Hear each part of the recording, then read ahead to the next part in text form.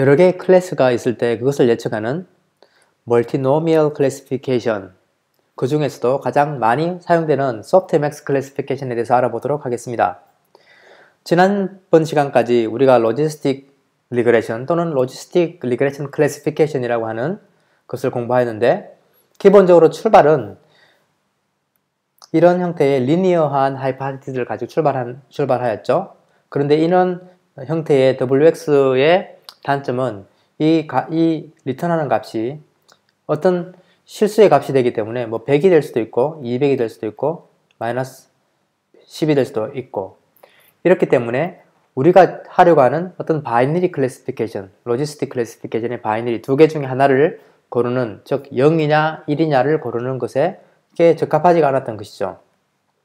그래서 우리가 생각한 방법이 이것을 하나의 z라고 놓고 어떤 gz라는 함수가 있다면 이 함수가 이 큰 값을 압축을 해서 0이나 또는 1로 또는 그 사이 값, 0이나 1, 그 사이의 값으로 나와주면 좋겠다라는 생각을 했죠. 그래서 이 gz라는 것을 마치 이런 함수, 즉 이 z의 축의 값이 커지더라도 이 gz는 1보다 작은 값에 머물고 아주 작아져도 0보다 큰 값에 머무르는 이런 함수가 있으면 참 좋겠다라는 생각을 했고, 그래서 많은 사람들이 연구해서 알아낸 것이 바로 이렇게 생긴 아주 아름다운 함수, 이것을 시그모이드라고 부르기도 하고 또 로지스틱이라고도 부르기도 했죠. 그래서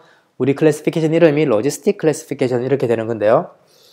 이 시그모이드 함수를 이용해서 1과 0 사이로 압축을 하고, 그래서 최종 우리의 마지막 하이포테시스는 이런 형태로 나타났죠.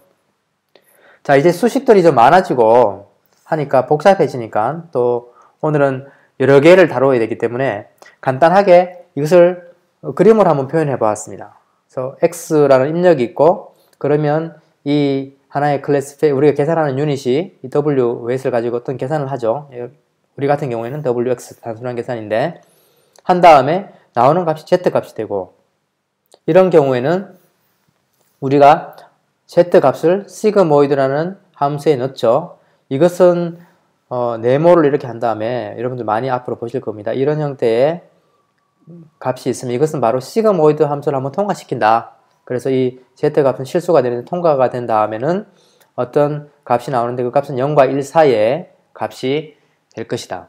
그리고 통상적으로 이 나오는 값을 보통 y에 이렇게 hat이라고 많이 씁니다. 실제로 y는 우리가 학습 데이터에 가지고 있는 실제의 데이터죠. 이건 real 데이터이고, y hat은 우리가 우리 시스템을 통해서 예측한 거죠. 그래서 차이를 두기 위해서 y hat이라고도 많이 사용합니다. 그래서 이것이 바로 y의 hat이 우리 같은 경우에는 hx가 y의 hat인 거죠. 자, 그러면 이 로지스틱 클래시피케이션이 이렇게 나타냈는데, 얘가 하는 일을 자세히 생각해 보면 좀 직관적으로 한번 보기 위해서 우리가 x가 두 개의 x1, x2의 값을 가지고 있고, 그리고 우리가 분류해야 될 데이터들이 이렇게 네모와 x표가 있는 어떤 데이터라고 합시다. 그러면 이 w를 학습한다 또는 로지스틱 클래시피케이션을 학습시킨다는 이야기가 무엇인가 하면 어떤 이 두 개를 구분하는 선을 찾아내는 겁니다. 이게 여러 차원에서, 사실은 이제 2차원에서 그랬지만 여러 차원에서 있기 때문에 이걸 우리가 하이퍼플레인이라고 하는데요. 이런 구분하는, 우리가 가진 데이터 네모라는 것과 x를 구분하는 것을 학습하는 것이죠. 자, 그러면 이 아이디어를 그대로 멀티노미얼 클래시피케이션에 적용할 수가 있습니다. 자, 이제 멀티노미얼이라는 것은 여러 개의 클래스가 있다는 뜻이죠. 그 이야기는 데이터가 이런 형태로 주어진다고 가정합시다. 몇 시간을 공부했고 지난번에 사용한 데이터죠.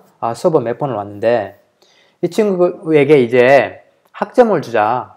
A, B, C, D 이런 F 못하는 경우에. 근데 우리는 이제 굉장히 좋은 사람들이기 때문에 A, B만 주고 C 가끔 주는 정도 tnif는 주지 않는 좋은 경우라고 가정합시다. 그러면 이 세 가지 경우가 있잖아요. A, and B, 그리고 C가 있는데 이걸 대략 그래프에 표시하면 이렇게 될 겁니다. 그러면 우리가 바이너리 클래시피케이션, 즉 두 개의 클래스만 찾아내는 또 예측하는 바이너리 클래시피케이션만 가지고도 이 멀티노미얼 클래시피케이션 구현이 가능한데요. 한번 볼까요?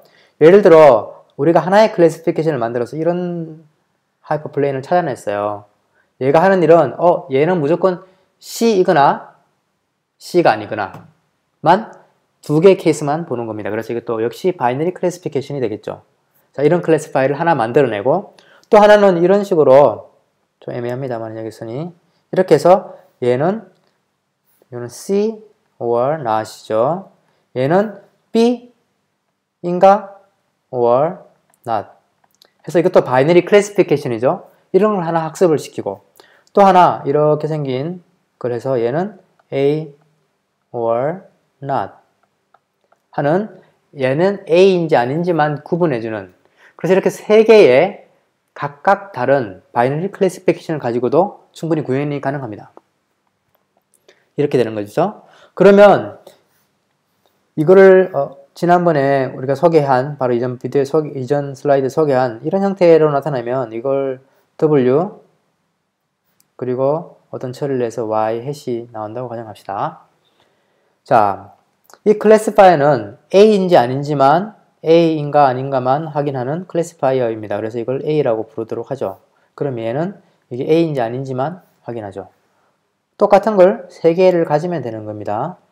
얘는 B인지 아닌지만 확인하고 주어진 W가 아니고 X 값이죠. X가 주어졌을 때 또 X가 주어졌을 때 어떤 Y를 예측해내고 B인지 아닌지 또 하나가 더 필요하겠죠. X가 주어졌을 때 이게 C인지 아닌지를 나타내는 3개의 독립된 이런 형태의 클래시파이어들을 가지고 구현이 가능하죠.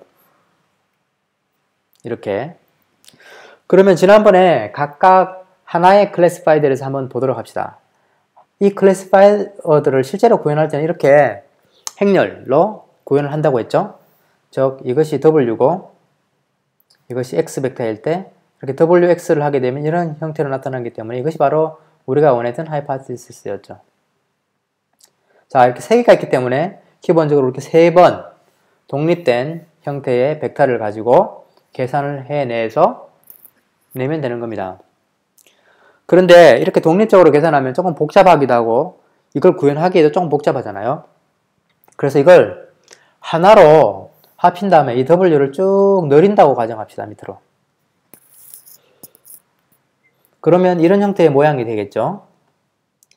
자, 이걸 곱하면 어떻게 될까요? 이제 매트릭스 멀티플리케이션인데요. 이 연산을 잘 여러분들 기억 못 하셔도 상관이 없고 이 인터넷을 보시면 되고 또 이렇게 된다는 걸 이해하시면 됩니다. 보통 이렇게 우리가 공부할 때 이렇게 줄을 긋고 이렇게 줄을 꺼가지고 이렇게 곱하고 이렇게 곱해서 여기에 놓고 이런 거 하셨죠? 자, 이거를 연산을 하게 되는데 이걸 그대로 적용시키면 이런 식으로 나오게 되죠. 여기 이제 구분을 하기 위해서 W가 많으니까 이걸 A라고 하고 얘를 이쪽에 있는 걸 B라고 이쪽 C라고 하면 이렇게 곱이 WAX1, WA2, X2, WA3, X3, WB1, X1, WB2, X2 이런 형태로 나타나게 되죠. 그러면 자세하게 보면 이 값들이 뭔가요? 이 값들이 바로 우리가 원했던 이 가설 하이파티시스였죠. 즉 HA의 X 값이죠. 이 값은 HB의 X 값이 되겠고 이 값은 바로 HC의 X 값이 됩니다. 그래서 세 개의 독립된 클래시피케이션 알고리즘을 구현해야 되지만 이렇게 하나의 벡터로 처리를 하게 되면 바로 한 번에 계산이 가능하고 이것이 세 개 이렇게 독립된 클래시피케이션들처럼 동작을 하게 됩니다. 굉장히 간단하게 되었죠? 자, 이전 그림에서는 여기 시그모이드가 있죠. 시그모이드를 처리해야 됩니다. 이 값이 실수가 나오기 때문에. 그래서 이것을 하는 방법은 물론 여기에다가 이 앞에 시그모이드 모듈을 각각의 시그모이드 모듈을 적용을 하면 되겠죠. 각각의 시그모이드 함수를 여기다가 각각 적용하면 되는데 다음 비디오에서는 이것을 굉장히 효율적으로 아주 간단하게 하는 방법에 대해서 설명드리도록 하겠습니다.